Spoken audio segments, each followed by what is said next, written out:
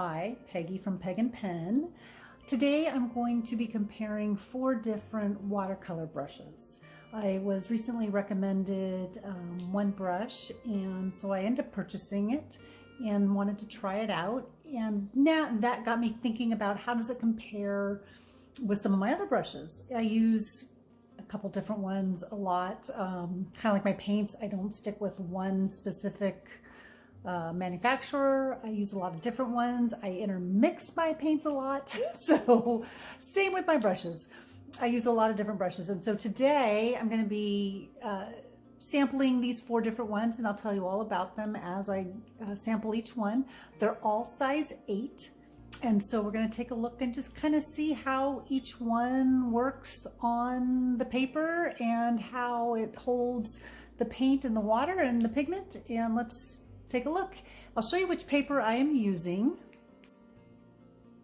So I'm using the Canson Heritage. It's 100% cotton, nice texture. So this is the one that I'm using. Broke the page down into 4 different quadrants and sampling each brush on each one. So these are the brushes that I have. This is the Craftamo. They're all size 8. So very nice tip to it, but like to show that to you. There's the Craftamo. The Princeton Elite Aqua. I've used this one quite a bit, obviously. The tip is getting just a little bit frayed and probably due for a new one, but it's a little wider. And then I have my brand new one, the Silver Black Velvet, and this one does have a beautiful little tip to it. So there's that one. And then the final one I'm going to show and sample is the Wonder Forest, and you can see what this one looks like. So they all have nice round tips. Very interesting how they all are just a little different in how their tips are and the width. So it'll be interesting to see how they perform. And let's take a look. Okay, so I'm going to start with the Craftamo. Again, this is what this one looks like. They're all size 8. I've tried to maintain the same consistency of water. I made a really big puddle for my water and paint, and so that way I'm using like amounts, so it'll be very similar. That's the whole goal. So here I'm just going to do some lines and some leaves. We're just going to kind of see how it looks. So some thin lines and some thicker. Let's just see how long it takes until it runs out. So that's where I lose. How about some leaves?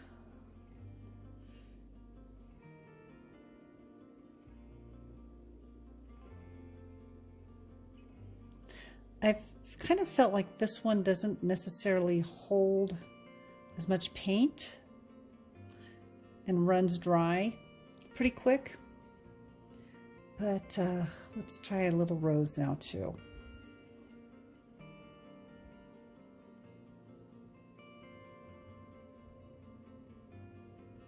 And then what I'm going to do, let's just keep going until I kind of don't have any more. This one actually seems to be doing pretty well with the water. I'm going to get a little damp. Let's see how it spreads.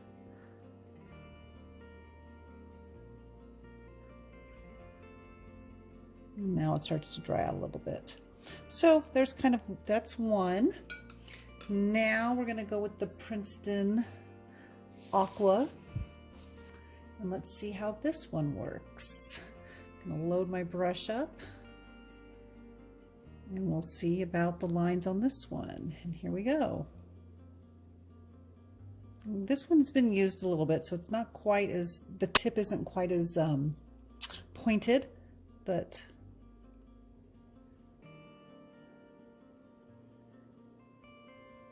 this one seems to be holding a little bit more water or paint.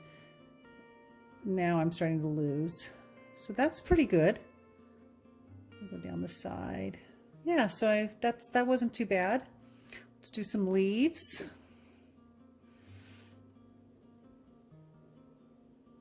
This one really, I think, has a nice consistency. It bends beautifully.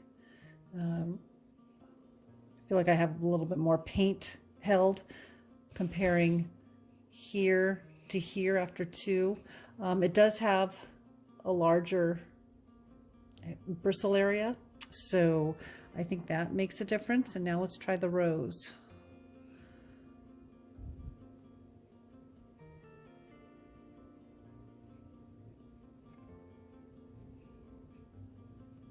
It seems as though it really is holding the paint nicely. I still have quite a bit of paint in here before I'm even running out. Now I'm starting to lose, so now let's go ahead and get damp in it. See if we can brush away some of these strokes.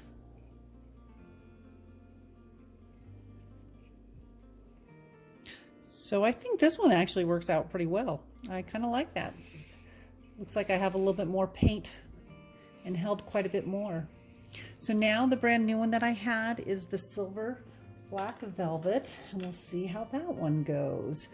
So this one, I've used it a couple times now, and I find that it's just a very silky brush. It's so smooth. It's a beautiful tip. Look at how dark it is compared to the others that I had.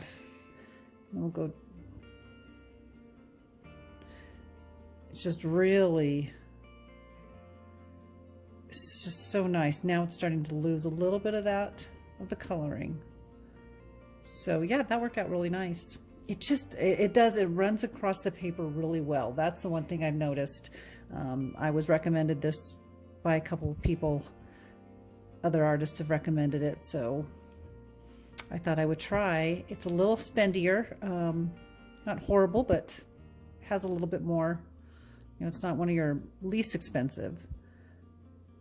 It just, I'm finding that it's very, very smooth to the touch as you try to make my strokes. It's very smooth and almost silky, if you, that's such a thing in a brush stroke, but that's kind of the way it feels. And this one holds a lot of water as well. The paint, there's a lot coming out here. I'm now starting to lose some of the pigment and getting those white spots. So that really worked nicely. So yeah, this is, as I've been using it just these last few times, I really like it. I've been real pleased with it. And I got paint on me. And then the very last one is going to be the Wonder Forest. And I've been using these quite a bit, but we'll see how this one works as well. So let's slide over. And we're gonna go ahead and do some thin lines. I've noticed these don't hold yet. See, look at it, I'm already losing my paint and my pigment. I think they're really nice for detailed work because they have a very nice fine tip, just like the Craftamo. I think has some really nice fine tips to it. So I think depending on what you're doing, it makes, will determine what your brush is. See, I'm already starting to lose some of that, some of the pigmentation. So yeah. And now let's do a rose.